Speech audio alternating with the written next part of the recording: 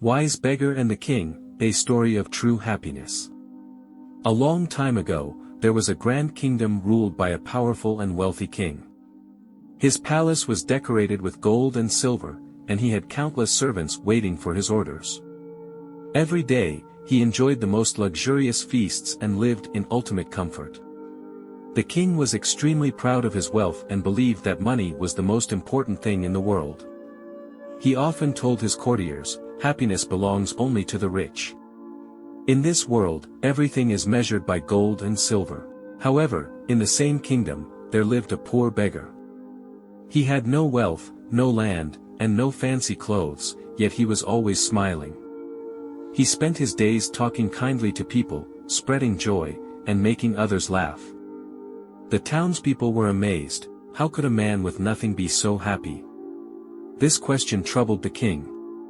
He could not understand how someone without riches could experience true happiness. The king's curiosity. One day, while out hunting, the king saw the beggar sitting under a tree, humming a tune with a peaceful smile on his face. The king watched him for a while and then approached. "Who are you, and why are you so happy?" the king asked.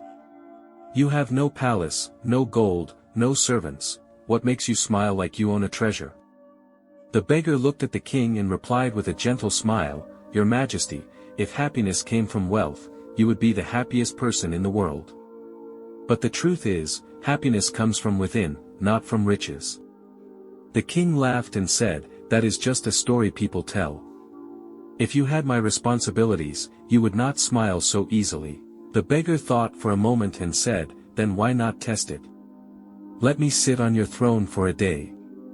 If I remain just as happy, will you believe that happiness is not about money?" The beggar becomes king. The king found the idea amusing and decided to go along with it. He brought the beggar to his grand palace and dressed him in royal robes. He announced that for one day, the beggar would be the king, and all his orders must be obeyed. When the beggar sat on the throne, he smiled even brighter. The courtiers were shocked. How could a mere beggar sit with such confidence? Then, the beggar made his first royal decree: open the palace treasury and distribute the wealth among the poor. Feed the hungry, clothe the needy, and ensure that no one in the kingdom suffers. The ministers hesitated. "But Your Majesty, if we do that, the treasury will soon be empty." The beggar king replied, "What good is wealth if it remains locked away while people starve?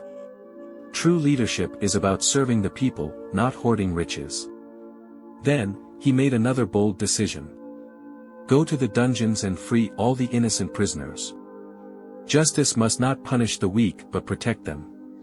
The real king, watching from the shadows, was shocked.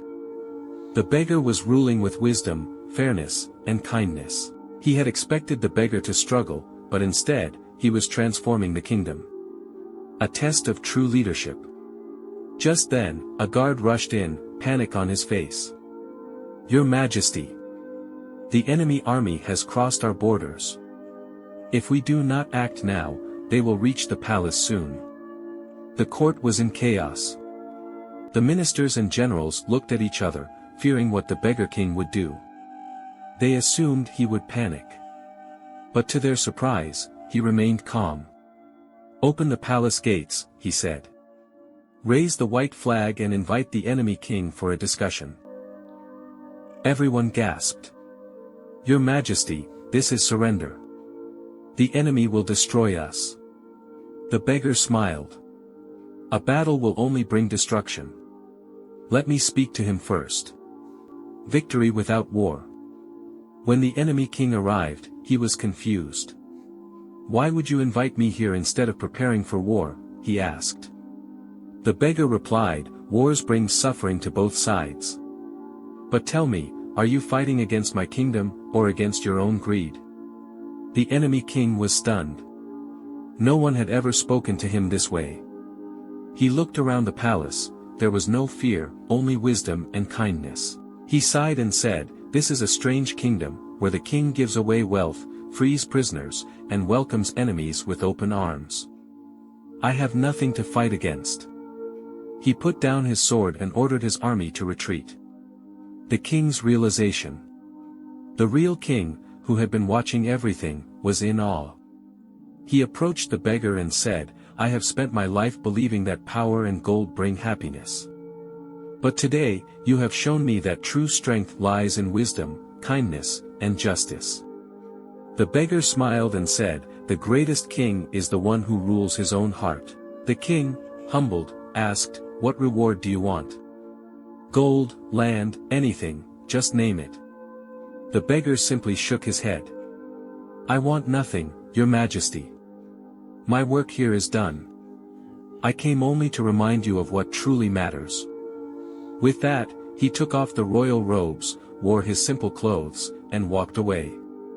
The king, the courtiers, and the people watched as the beggar disappeared into the crowd, leaving behind a kingdom forever changed.